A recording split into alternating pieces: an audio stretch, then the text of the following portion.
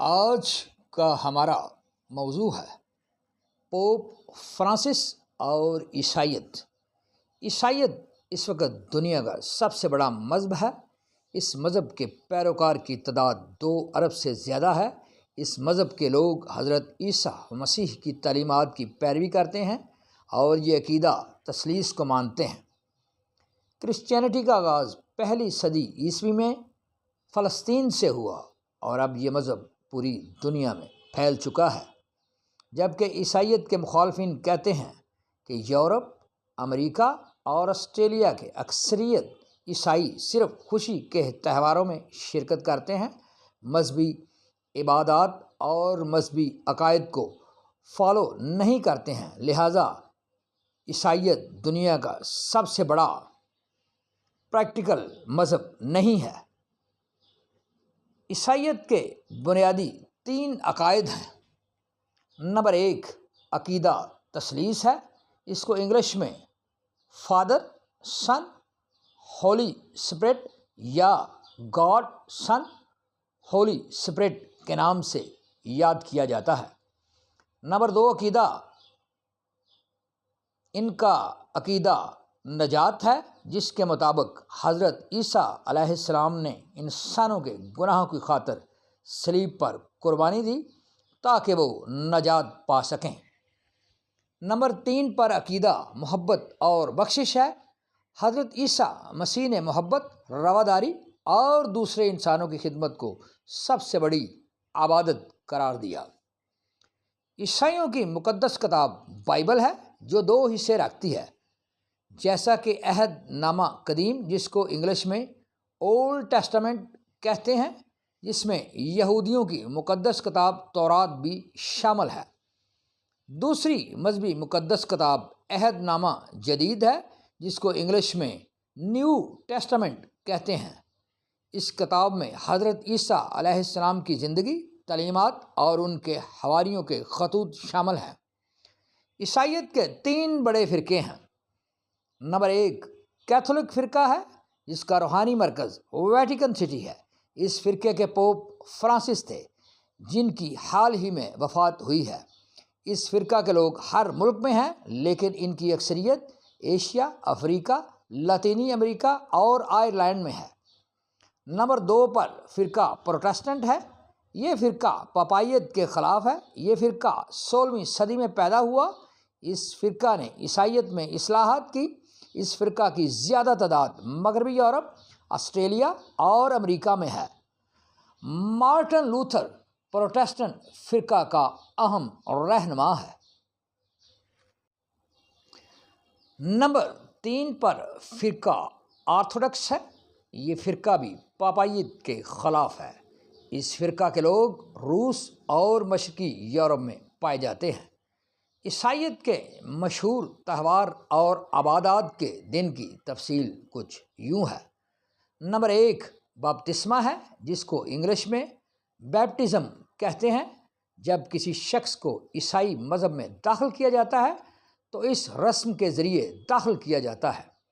Number 2 پر عشائے ربانی ہے، جس کو انگلش میں ہولی کمیونیکیشن کہتے ہیں۔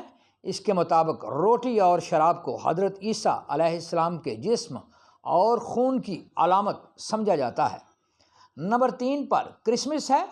کرسمس حضرت عیسیٰ علیہ السلام کی پیدائش کا دن ہے، جس کو بڑا دن بھی کہتے ہیں، جو کہ 25 دسمبر کو منایا جاتا ہے۔ نمبر 4 پر ایسٹر ہے۔ یہ تہوار حضرت عیسیٰ علیہ السلام کے جی اٹھنے کی خوشی میں منایا جاتا ہے۔ گڈ فرائیڈے بھی ایسٹر کا حصہ ہے۔ پوپ فرانسس مارچ 2013 میں پوپ کے عہدے پر منتخب ہوئے۔ 21 اپریل 2025 کو 88 سال کی عمر میں وفات پا گئے۔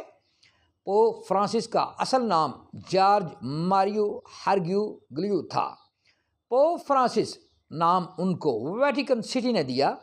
پوپ فرانسس 17 دسمبر 1936 میں ارجنٹینا کے شہر بیونس آئرس میں پیدا ہوئے۔ وہ 5 بچوں میں سے سب سے بڑے تھے۔ ان کے والدین فاشزم کی وجہ سے اٹلی سے ارجنٹینا میں منتقل ہوئے۔ انہیں ٹینگو رقص پسند تھا۔ انہوں نے نائٹ کلب میں باؤنسر کی نوکری بھی کی۔ فٹ بال ان کا پسندیدہ کھیل تھا۔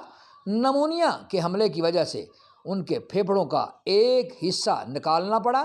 انہیں ساری زندگی پھیپھڑوں کے انفیکشن کا خطرہ رہا۔ وہ کیمسٹ گریجویٹ تھے۔ نمونیا کی وجہ سے ان کی زندگی میں بہت بڑی تبدیلی آئی۔ وہ لبرل سے مذہبی آدمی بن گئے۔ انہوں نے فلسفے اور سائیکالوجی کی بھی تعلیم حاصل کی۔ 21 سال کی عمر میں 1969 میں وہ پادری مقرر ہوئے۔ 1998 میں بیونس آئرس کے آرچ بشپ مقرر ہوئے۔ 2001 میں پوپ جان پال دوم نے انہیں کارڈینل بنا دیا۔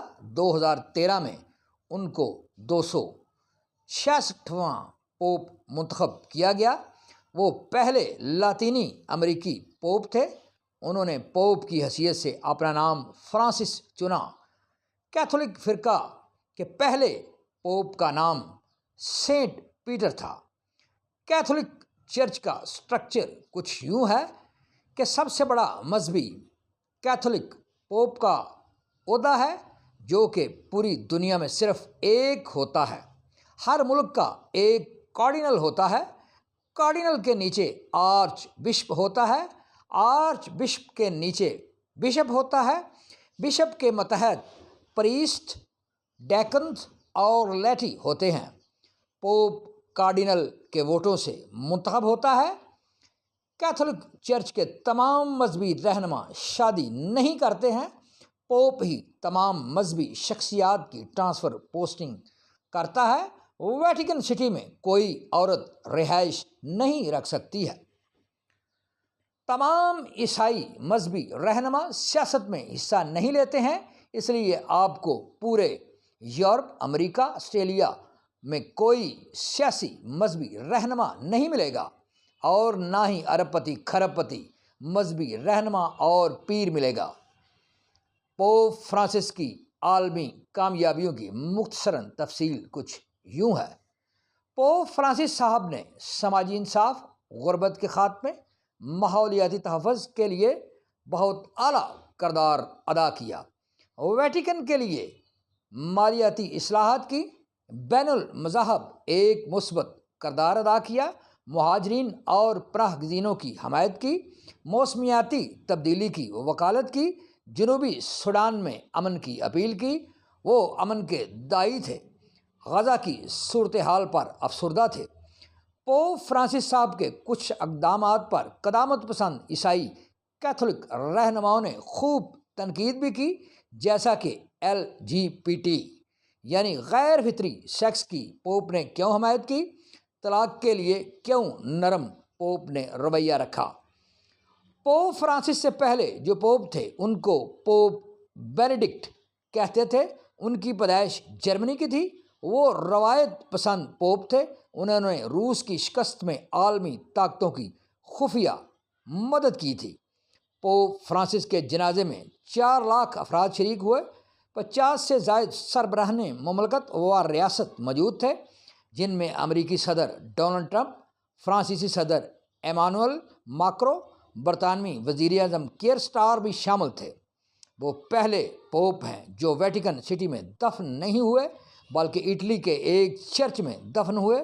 انہوں نے کوئی جائیداد اور رقم وراثت میں نہیں چھوڑی۔ پوپ کی حیثیت سے وہ سفید اور سرخ لباس پہنتے رہے۔ انہیں سرخ رنگ کے روایتی کفن میں دفنایا گیا۔ Please like, view, subscribe and offer your valuable comments on my YouTube channel TSC Tarak Sir channel. Thank you.